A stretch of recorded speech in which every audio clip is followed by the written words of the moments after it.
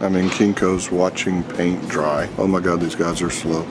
Well, there's good news and there's bad news. The bad news is those guys at Kinko's took forever. They promised me that this order was going to be ready at 11:30. They said, oh yeah, no problem. I get there at about 5 minutes till noon and they still don't have it done. Not only do they not have it cut, which they said they were quote unquote having problem doing, but they didn't even have it printed.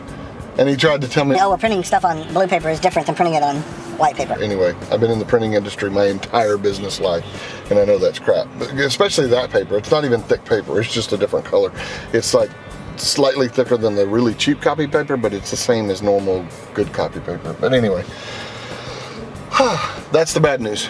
But the good news is they got it finished up for me, and I'm on my way back. And the even better news is that I had a couple of things I was going to go pick up at Best Buy, and I actually bought them at FedEx. I think I just called them Kinko's again a while ago. But anyway, I bought those. It was a remote and a USB drive, both of which are thumb drive, flash drive, whatever they're called, both of which I ended up leaving at home and forgot. So I bought another little remote for my presentation for my laptop and a thumb drive to put my backup of my presentation on in case we have any trouble. By the way, that's always a good idea. If you ever speak anywhere, make sure that you put your, even if you're going to use your laptop, make sure that you put a copy of your presentation on a thumb drive or a flash drive so that if there's any problem, they can pop it into another computer and you can go on and present. Worst thing that can happen is your computer go down or connections not work with your computer or something, and then you got a lot of wasted time. So anyway, it's always good to have a backup plan.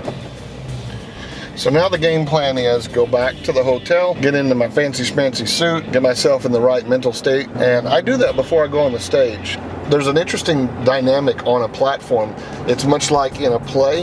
You have to overact and Continue on Broad Hollow Road for 2 miles.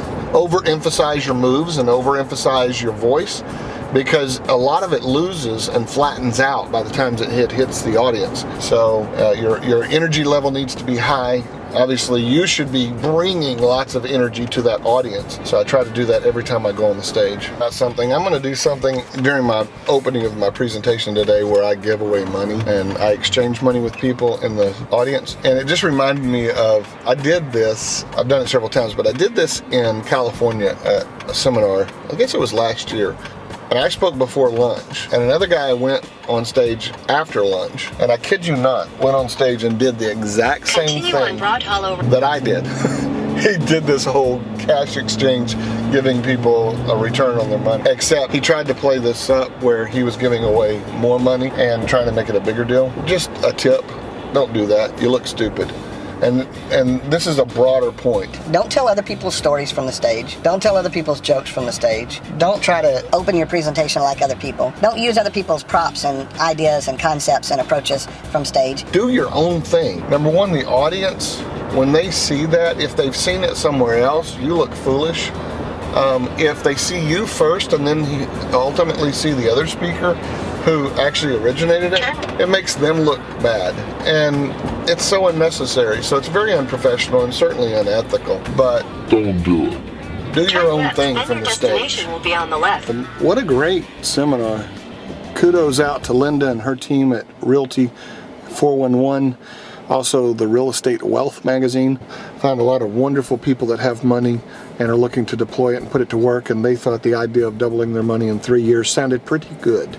So anyway, we are going to head back to Newark now, catch a plane, go see my girls, flying into Orlando MCO late tonight, and I'll see you in the video later. I'm back at the airport.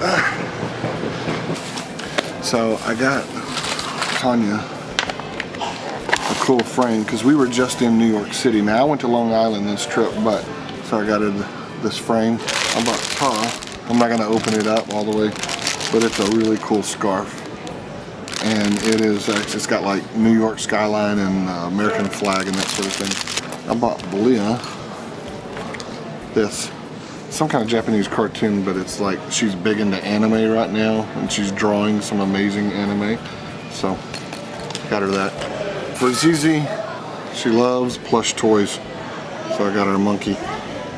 I bet we could hook him onto a guinea pig. He would probably ride a guinea pig like a horse. And then I even bought me something. But I bought a New York $1 million shot glass. So anyway, those are my gifts.